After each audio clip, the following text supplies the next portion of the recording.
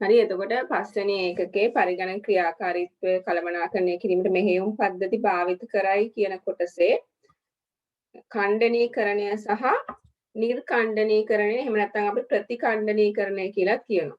ෆ්‍රැග්මන්ටේෂන්. එතකොට ඕගොල්ලෝ මේ නෝට් එකේ ඔක්කොම සම්පූර්ණයෙන් දීලා තියෙන කියවගෙනත් ඇති. මේකෙදි අපි කතා කරන්නේ මේ අපි ෆයිල්ස් අපේ හાર્ඩ් ඩිස්ක් එකට සේව් කරනකොට මේ සේව් කරනකොට ෆයිල් සේව් වෙන්නේ අපි කතා කරා එක ළඟ සමහර ඒවා සේව් වෙනවා. එතකොට ෆයිල් එකේ සයිස් එක අනුව ඒ සෙක්ටර්ස් වල සේව් වෙනකොට තැන් වල හිස් තැන් නේද? තැන් වල ලැබෙනවා මේ හිස් තැන්. එතකොට ඒ හිස් ඉඩට අපිට තවත් ෆයිල් දාද්දී ඒ ෆයිල් එකේ සයිස් එක වැඩි නම් ඔන්න මේ අර අපේ ක්‍රම තුනෙන් මේ පළවෙනි ක්‍රමේදී අපිට එතන දාගන්න ඉඩ මදි වෙනවා. එතකොට මොකද එක ළඟනේ ඒක දාන්නේ නේද? ඔය විදිහට එහෙම දැමුණාම මේකේ ඊට පස්සේ මේ විදිහට නෙමෙයි අනෙක් විදිහට දැම්මත් සමහර වෙලාවට මේ ස්පේසස් නැත්නම් හිස්තැන් තියෙනවා. එතකොට ඒ තියෙන්නේ තැන් වල. එතකොට අපිට හાર્ඩ් ඩිස්ක් එකේ ඉඩ ප්‍රමාණය හිස් ඉඩ ප්‍රමාණය ගොඩක් මේ එක ළඟට ගන්න. ඒ කියන්නේ ෆයිල්ස් ටික ඔක්කොම මේ ලං කරලා හිස් ඉඩ ප්‍රමාණය එක තැනකට ගන්න තමයි මේ නිර්ඛණ්ඩනීකරණය නැත්නම් ඩීෆ්‍රැග්මන්ටේෂන් කියන එක කරන්නේ. ඒතර ඛණ්ඩනීකරණය කිව්වේ අර වගේ මේ හાર્ඩ් ඩිස්ක් එකේ තැන් වල ෆයිල් සේව් වෙලා එතකොට හිස් ඉඩ ප්‍රමාණය තැන් වලයි තියෙන්නේ. එතකොට අපිට හරියට කාර්යක්ෂමව අපේ ෆයිල්ස් ටික සේව් කරගන්නත් බෑ. සේව් කරලා තියෙන එකක් හොයන්න යද්දිත් ඉතා අපහසුයි. හරිද? එතකොට ප්‍රතිඛණ්ඩනීකරණය කියන්නේ මේ ෆයිල් සේව් කරපු ටික ඔක්කොම එක පැත්තකට මේක ළඟට දාලා ඉවර වෙලා අපිට පුළුවන් තරම් හැම ෆයිල් එකක්ම බැරි වෙයි. සමහර සිස්ටම් ෆයිල් තියෙනවා ස්ථානය වෙනස් කරන්න දෙන්නේ නැහැ. එතකොට ඒව බැරි වෙයි. නමුත් වෙනත් සේව් කරපු ෆයිල් ටික ඔක්කොම එක කොටකට ගහලා හිස් ඉඩ ප්‍රමාණය වැඩියෙන් තියාගෙන පරිගණකයේ කාර්යක්ෂමතාවය වැඩි කරගන්න පුළුවන්. එතකොට මේක මේ ඔයගොල්ලන්ට ඕන කෙනෙක්ට කරන්න පුළුවන් ගෙදර පරිගණකයක් තියෙනවා නම් ඒක කරලා බලන්නත් පුළුවන්. මේ කරන්නේ කොහොමද? මේ මම තව රූපයක් දැම්මා මේකෙත් පැහැදිලි ඇති.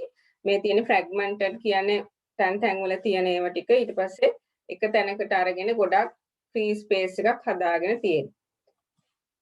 මේ තියෙන පුතේ දැන් ගොඩක් කම්පියුටර්ස් වල Windows 8 වලින් 7 වලින් ඉහළ වගේ මේ පෙන්වන්නේ නැහැ මේ විදියට. අපි කරනකොට ඩීෆ්‍රැග්මන්ට් මම දැන් කරලා පෙන්වන්නම් කරන විදිය. කරනකොට මේ වගේ පෙන්වන්නේ නැහැ. නමුත් මේ පරණ ඒ වගේ Windows 7 ඊට කලින් මේ ඔපරේටිං සිස්ටම්ස් දාලා තියෙන ඒ වගේ මෙන්න මෙහෙම අපි ඩීෆ්‍රැග්මන්ට් කරනකොට පෙන්වනවා දැනට තියෙන්නේ ඩිස්ක් එකේ මෙන්න මේ විදිහට මේක තියෙන්නේ මේ ෆ්‍රැග්මන්ටඩ් ෆයිල්ස් තමයි රතු පාටින් පෙන්වලා තියෙන්නේ. ඊළඟට contiguous files තියෙනවා unmovable files. ඒ කියන්නේ මේ කොළ පාට ඒවා වෙනස් කරන්න බෑ තැන. ඒකට ඒවා එහෙමම තියෙනවා free space එක. මේ සුදු පාට බලන්නකෝ මේ තැන් වල තියෙන සුදු පාට free space එක මේ තව ඉවර නෑ කෙරිලා. මේක යන ගමන් තියෙන්නේ. එතකොට මේක මේ සුදු පාට ඒවා එක පැත්තකට එන එක තමයි මේකෙන් වෙන්නේ. එතකොට මේ ටික ඔක්කොම මෙහෙට අයිනට වෙනවා. හරි ඕක දැන් මේ සාමාන්‍යයෙන් 8 වලින් ඉහළ වගේ ඔහොම පෙන්වන්නේ නෑ. මේ සාමාන්‍යයෙන් අර රවුම විදියට තමයි පෙන්වන්නේ. මම පෙන්වන්නම් ඒක. මේ තියෙන්නේ ඔයගොල්ලෝ ඉන්ටර්නෙට් එකෙන් සර්ච් කරාම ඕන තරම් පින්තූර හොයාගන්න පුළුවන්. fragmented and defragmented කියලා ගහුවනම් මේවට අදාළ පින්තූර ඕන තරම් හොයාගන්න පුළුවන්. හරි මේකේ තියෙන්නේ ඒ වගේ මේ තියෙන්නේ ඒ ෆයිල් සේව් වෙලා තියෙන විදිය ඊට පස්සේ ෆ්‍රැග්මන්ට් වෙලා තියෙන ඒවා ඒකට ඩීෆ්‍රැග්මන්ටඩ් කරාම මෙන්න මේ වගේ එක ගොඩකට එකතු වෙලා ෆ්‍රී ස්පේස් එක ළඟට තියෙනවා. ඒකට වඩා ලේසි අපිට වැඩේ කරගන්න. ඒ දෙකේ එකයි තේරුම. එතකොට මම එක පෙන්වන්නම් කරන විදිය. මෙතන ඔයගොල්ලෝ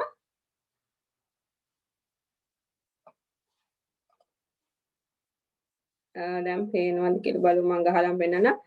defragmentation කියලා start එකේ ගැහුවනම් defragmented and optimized drives කියලා. පේනවද ඔයගොල්ලන්ට?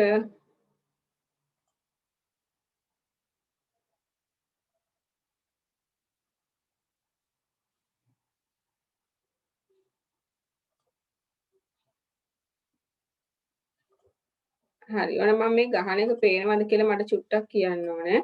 මම මෙතන ගහන්නේ defragmented.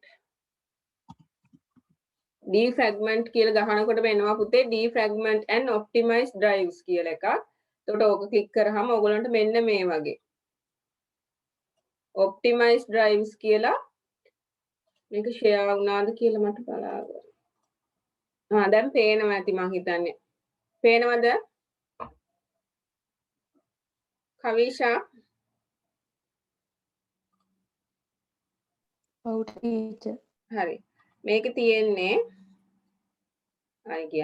මේකේ තියෙන්නේ පුතේ මේ C එක අපේ hard disk එක වෙන් වෙලා තියෙන කොටස් මගේ එකේ 3ක් තියෙනවා CDE කියලා. එතකොට Windows එකේ සාමාන්‍යයෙන් programs නොයි අත්‍යවශ්‍ය system files ඔක්කොම තියෙන C එකේ. එතකොට අපිට මේ අර වගේ files ටික ඔක්කොම එක ළඟකට ගන්න පුළුවන්. දැන් ඔයගොල්ලන්ගේ computers ඔය මේ වැඩ කරන්නේ නැති දැන් stuck වෙනවා කියන්නේ නේද? සමහරවිට programs දෙක තුනක් යනකොට ඔන්න කියනවා අපෝ මේ stuck වෙලා වැඩ කරන්න බෑ. මේ එහෙම කියලා එහෙම නැත්නම් hard disk එකේ ඉඩ නැහැ කියලා C එකේ ඉඩ නැහැ කියලා එන්න පුළුවන්. හැමතිස්සෙම ඔයගොල්ලෝ මේ වැඩ කරද්දී මේ C එකේ නැත්නම් hard disk එකේ ඔක්කොම දේවල් save කරන්න එපා. C එක තියාගන්න program files දුයි අත්‍යවශ්‍ය දේවල් ටික තියාගන්න මේ දාගන්න D හෝ E විදියට partition කරලා තිබ්බනම් වඩා හොඳයි. එතකොට මේ දෙකේ අපිට වෙනත් ඒවා අපි කරන මේ ෆයිල්ස් හරි ෆොටෝස් ඔය ගොඩක් ඉඩ යන ඒවා අපිට DE වල එහෙම පාර්ටිෂන් කරගෙන එහෙම දාගන්න පුළුවන්. දැන් මේකෙදි වෙන්නේ මම කිව්ව අර මේ ෆ්‍රැග්මන්ටඩ් වෙලා තියෙන ඒවා අපිට ඩිෆ්‍රැග්මන්ට් කරන්න පුළුවන්. එතන මම මේ දැන් C එකේ එහෙම ගොඩක් තියෙන හින්දා මම මේ අඩු එකක් කරන් පෙන්නන්නම්. ඔහොම ක්ලික් කරලා අදාළ මේ පාර්ටිෂන් එක ක්ලික් කරලා ඇනලයිස් කියන එකට ගිහිල්ලා ඇනලයිස් කරන්න දෙන්න පුළුවන්. මේක කොච්චර ප්‍රමාණයක් වෙනවද කියලා. ඊට පස්සේ මේ ඔප්ටිමයිස් එකෙන් පුළුවන් අපිට ඒක මේක නම් ෆ්‍රැග්මන්ටඩ් කියලාවට එන්නේ නැහැ වගේ. හරි ඒක එනවනම් පෙන්නනවා කොහොමද මේ ඒ කියන්නේ ලොකු ඊට ප්‍රමාණයක් එහෙම මේ හිස්තැන් නැහැ 100.0යි කියලා තියෙනවනේ ෆ්‍රැග්මන්ටඩ්. ඒකට ඩිෆ්‍රැග්මන්ට් කරන්න මේ අවස්ථාව නැහැ. නැත්නම් මේකේ පෙන්නන පුතේ මේ මට පෙන්නන්න විදියක් නැහැ දැන් මෙතන.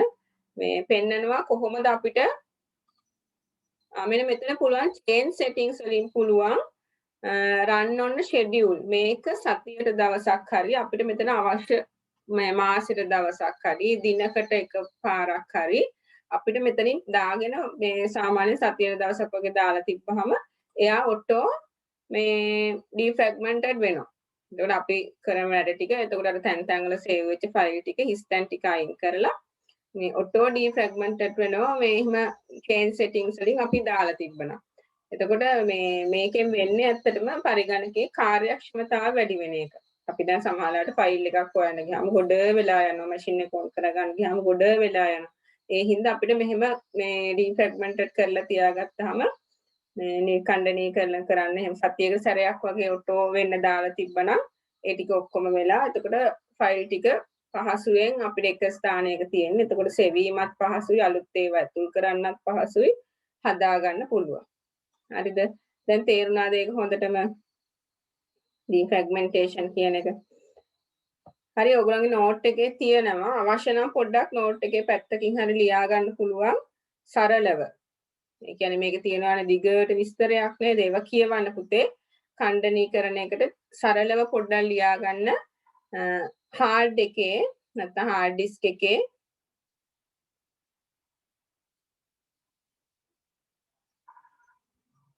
විවිධ ස්ථානවල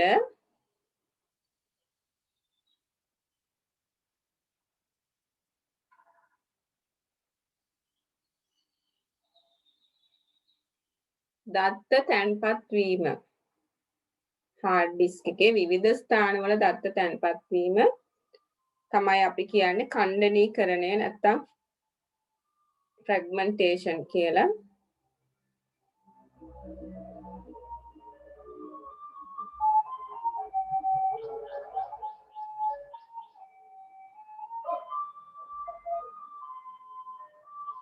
ඊළඟට යටින් ලියන්න විසිරලා ඇති දත්ත තැන් තැන් වල තියෙන දත්ත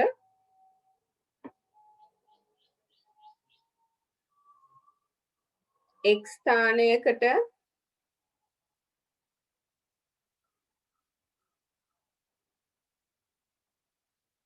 එකතු වීම x ස්ථානයකට එකතු වීම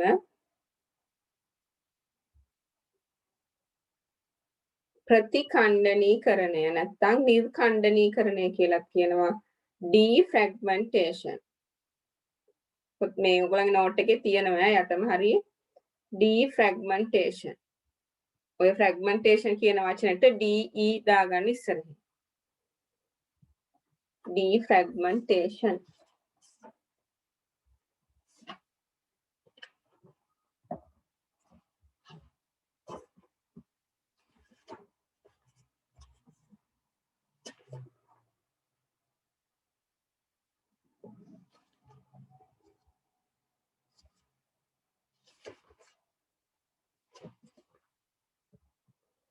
හරි ඊළඟට ඔයගොල්ලන්ගේ මේ තියෙනවද බලන්න නෝට් එකේ දෘඩ තැටියක් ආරක්ෂා කරගන්න ක්‍රම මොනවද කියලා. ඒ කියන්නේ මට ඕන අර disk clean up නුයි defragmentation නුයි disk clean up නුයි ඊළඟට formatting කරද්දි partition කරන එකයි යන්නේ ඒ තුන ගැන චුට්ටක් කියන්න. මට අහුන්නේ නැහැ නෝට් එකේ. එහෙනම් චුට්ටක් බලන්න පුතේ තියෙනවද කියලා මට කියන්න.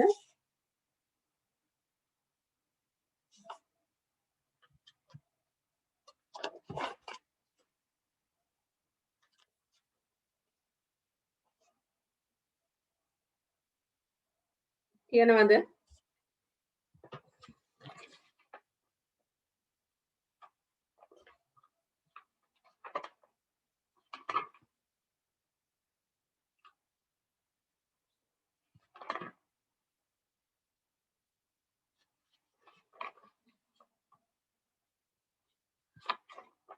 මේ ටිකේ තමයි තියෙන්න නම් ඕන. ඒ ටික නෑ මං හිතන්නේ. හරි කමන්නේ. ඔයගොල්ලන්ගේ පොතේ හරි කමන්නේ. චුට්ටක් ඒ තුන මේ ලියාගමු. අහුන්නේ නෑ නේද නෝට් එකේ?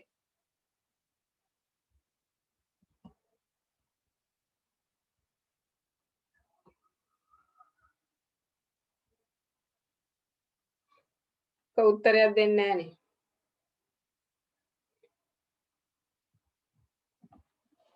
හරි පොතේ ලියාගන්න මාතෘකාවක් ද්විතීක ආචයන නඩත්තුව. ද්විතීක ආචයන නඩත්තුව.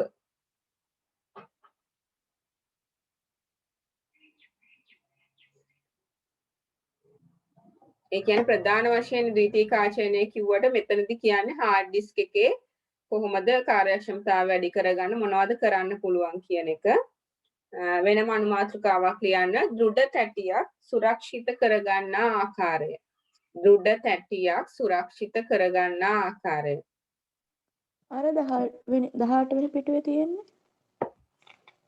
18 වෙනි පිටුවේ තියෙන්නේ අර පාස්වර්ඩ් දාන එකයි ඒ ටික නේද? නෑ ඒ ටික නෙමෙයි පුතේ. ඔයා කියන්නේ ප්‍රභව ක්‍රම ලේඛන ඒ ටික නේද? ක්‍රියාත්මක කළ හැකි ක්‍රම ලේඛන සඳහා දත්තතාව ඒ ටිකනේ. නෑ. disk clean up ඒ ටික නෑ නේද? partitioning. නෑ ඒ තුන ගන්න නෑ මං හිතන්නේ. මට අහුන්නේ නෑ මේකේ බලද්දි. හරි. මෙහෙම ලියන්න දෘඩ තැටියක් සුරක්ෂිත කරගන්න ආකාරය කියලා ලියලා පළවෙනි එක චුම්බක තැටි පවිත්‍ර කිරීම. චුම්බක තැටි පවිත්‍ර කිරීම වරහන් ඇතුලේ disk clean up. මම මෙතන ලියලා පෙන්නන්නම්.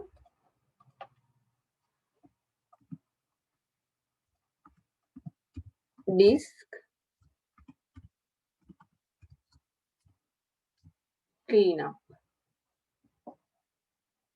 clean up කියන එක එක වචනයකට ලිව්වත් කමක් නැහැ. මම ලිව්වනම් වඩා හොඳයි මම. disk clean up. මොකද්ද මේ disk clean up එක? අපිට අර වගේම මෙතන ටයිප් කරලා බලන්නත් පුළුවන් ඕගොල්ලන්ට. start එකේ disk cleanup කියලා ගහලා බලන්න. disk cleanup කියලා එනවා මේ. ඊට පස්සේ අහනවා මොකද්ද? දැන් මේක පේනවනේ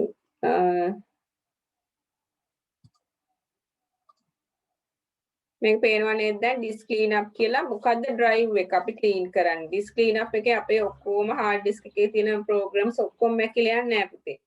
අනවශ්‍ය ඒවා, ඒ කියන්නේ temporary files වෙන්න පුළුවන්, system files වල update වෙන මේ අනවශ්‍ය, ඒ කියන්නේ අපේ update වෙලා තියෙන machine එක. නමුත් ඒකේ මේ internet හරහා එන මේ අනවශ්‍ය files ටිකක් තියෙනවා. ඒතර ඒ ටික වෙන්න පුළුවන්. එහෙම අපිට අවශ්‍ය නැති file ටික අපිට clean කරගන්න පුළුවන්.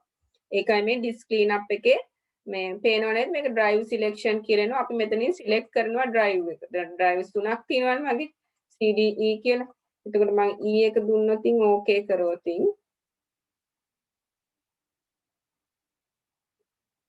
එතකොට මට කියනවා මෙන්න මේක මේ ඔයගොල්ලන්ගේ screen share එක අයින් වෙනවලු ඒක කරන්න ගියොත් මෙතන ඔයගොල්ලන්ට පේන්නේ නැතුව ඇති නේද?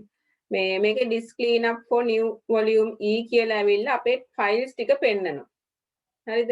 ඊට පස්සේ මට ඒක මේක නම් 0 bytes කියලා තියෙන. ඒව ගොඩක් තියෙනව නම් temporary files එතනින් අයින් කරලා දාන්න පුළුවන්.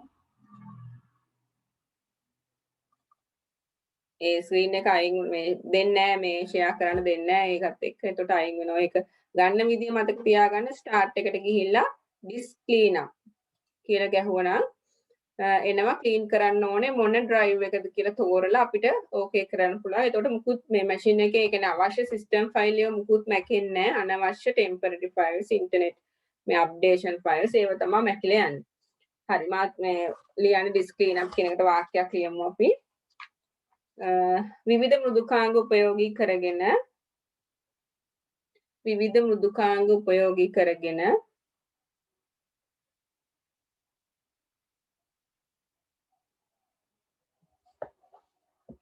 පරිගණකයේ සමග කටයුතු කිරීමේදී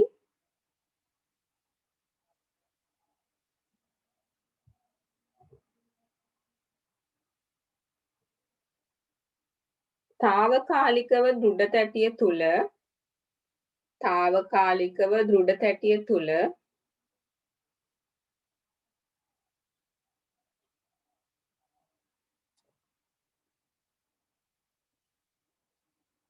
ගොනු නිර්මාණය වේ. temporary files ටිකක් ගබඩා වෙනවා. තවද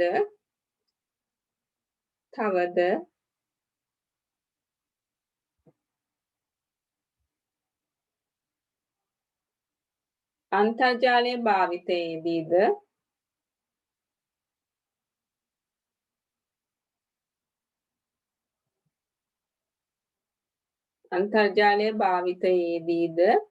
අපේ අනුදැනුමකින් තොරව, ඒ කියන්නේ අපි මොකක් හරි image එකක් save කරන්න ගියත් අපිට දන්නේ නැතුව වෙනත් ඊට අදාළ file එකක්, temporary file එකක් මේ අපේ hard disk එකට එන්න පුළුවන්. අපේ අනුදැනුමකින් තොරව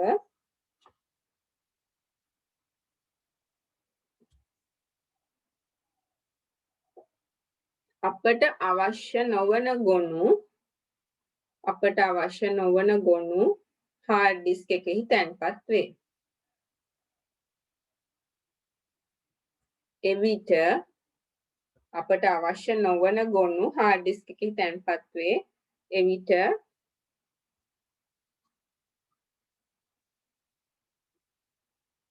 එහි ඉඩ ප්‍රමාණය අඩු වේ.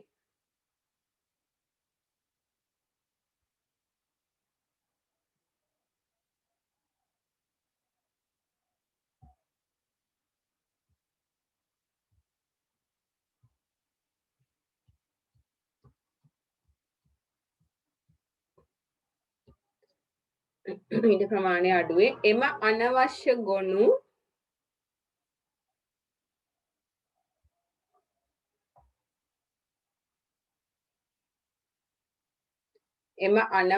ගොනු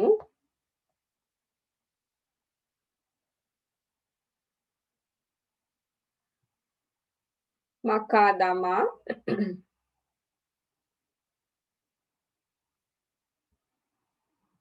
අනවශ්‍ය ගොනු මකා දැමීම සඳහා disk cleanup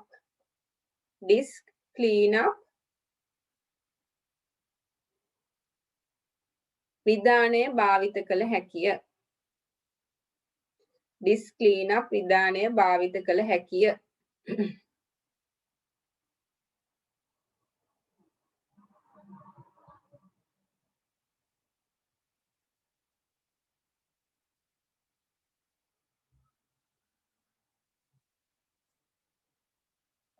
හරි නේද? එතකොට disk cleanup ගියාම අපිට ඕන drive එක තෝරලා okay කරලා අනවශ්‍ය temporary files, system files ඒවා මකා ගන්න පුළුවන්. හරි ඊට පස්සේ වෙනම දෙවෙනි එක ලියන්න. ආකෘතිකරණය.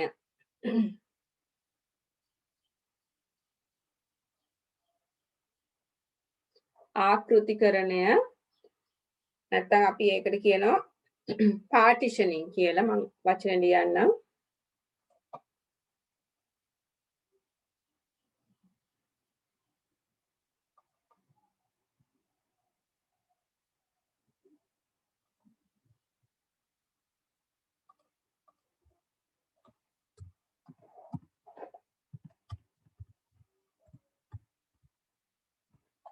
partitioning ආකෘතිකරණය partitioning කිව්වේ අපේ hard disk එකේ C කියලා විතරක් සාමාන්‍යයෙන් C නේ අපේ මේ programs එහෙම තියෙන C එකේ අපේ අනිත් ඒවාත් save කරන්නේ නැතුව කොටස් කරලා විනාඩි 10කින් වගේ cut වේ පුතේ. එතකොට ආයෙ login වෙන්න.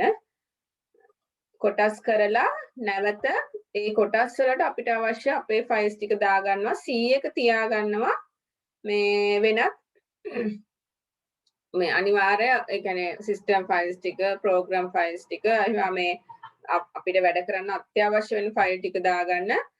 නැත්නම් මොකද වෙන්නේ අර අනිත් files වල හදිසියවත් අපි pen එකකින් හරි එහෙම copy දානවා නම් හරි එතකොට මේ අපේ අනිත් මේ files වල තියෙන හදිසියවත් virus එකක් එහෙම ඇතුළු වුණොත් C එකත් ඔක්කොම මේ damage වෙනවා. ඒ කියන්නේ C එකේ තියෙන files ටික system files එහෙම ඔක්කොම විනාශ වෙන්න පුළුවන්. නමුත් අපි partitioning කරලා වෙනත් ඒක නම් අපේ DE වල නම් අපේ ෆයිල් එකට අදාළ ඒවා දාලා තිබ්බේ සමහරට ඒ දෙක විතරක් ෆෝමැට් කරලා අපිට වෙනස්කම් ටික ඒ කියන්නේ මේ වෛරස් මේ වලින් පරිගණකයට වෙන හානිය අවම කරගන්න හැකියාව තියෙනවා.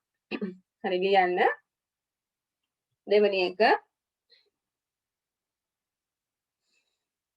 දෘඪ තැටිය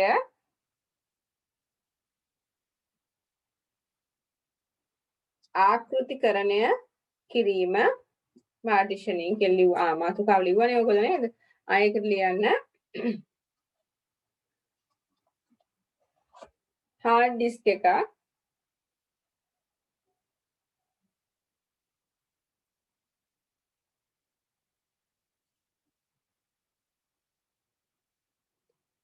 කොටස් වලට කඩා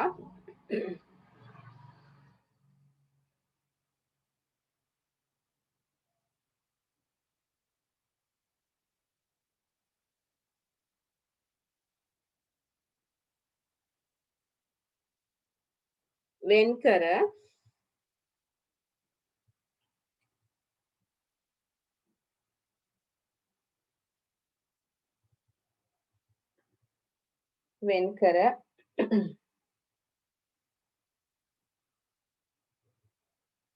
දත්ත තැන්පත් කිරීම මෙහිදී සිදුවේ.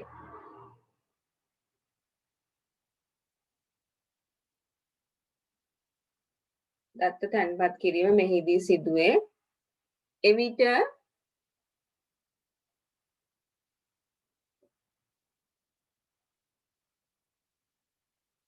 C drive එකෙහි C කියලා මෙහෙම දාන්න C කියලා තිත් දෙක දාලා drive කියලා ලියන්න. C drive එකෙහි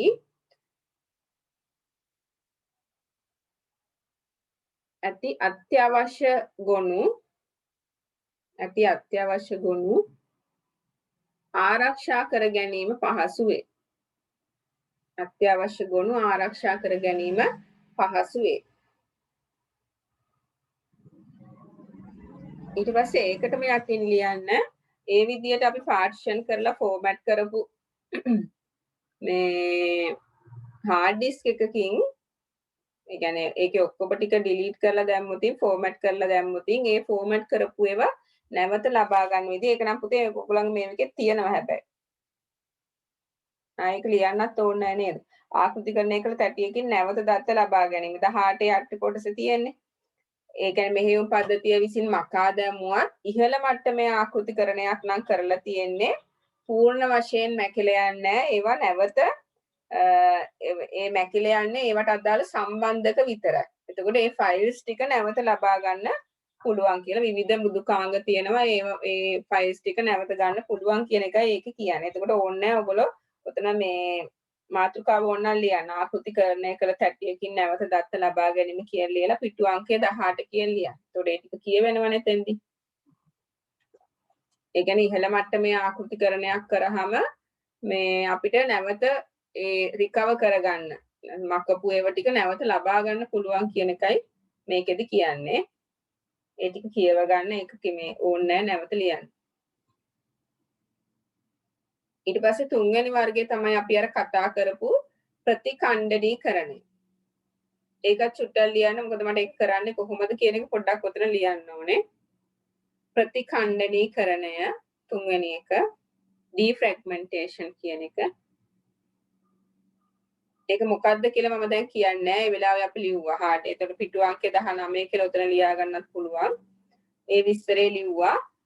කරන්නේ කොහොමද කියන එක විතරක්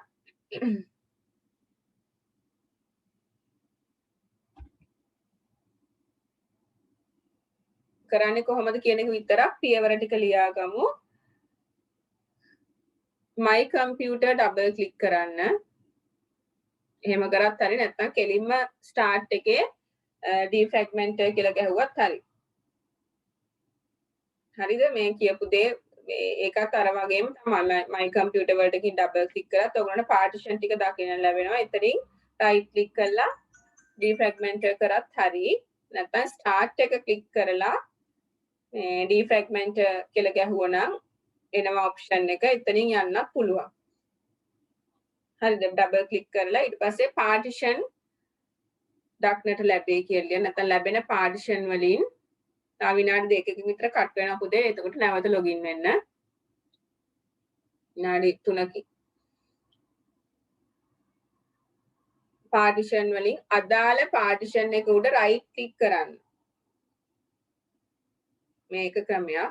right click කරන්න.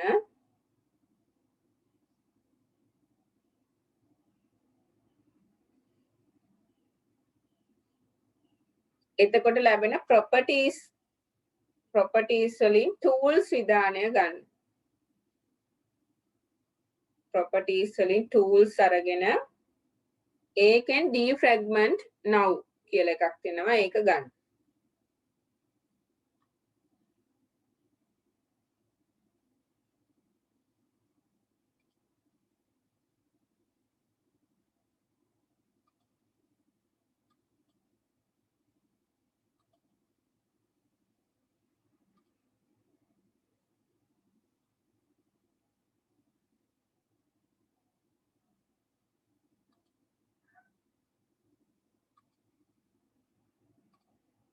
දැන් පේනවද බලන්න මම මේක කරන්න හදන්නේ මේ my computer ගිහින් double click කරාම මේ වගේ partition තුන එනවා. ඒකෙන් මම properties ගිහිල්ලා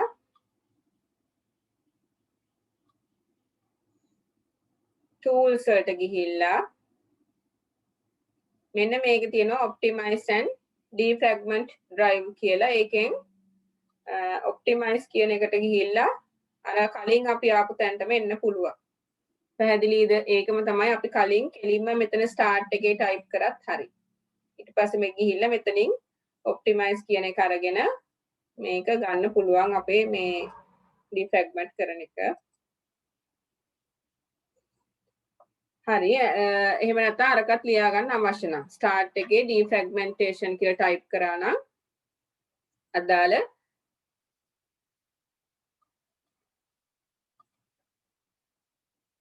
එකට ගන්න පුළුවන්. හරි. හරි තව විනාඩියකින් වගේ කට් වෙනවා.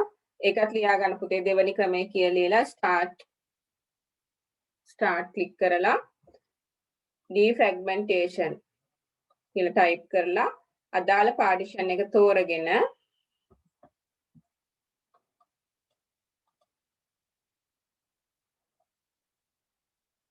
පාර්ටිෂන් එක තෝරගෙන ඔප්ටිමයිස් කියන එක ක්ලික් කරන්න කියලා දෙන්න.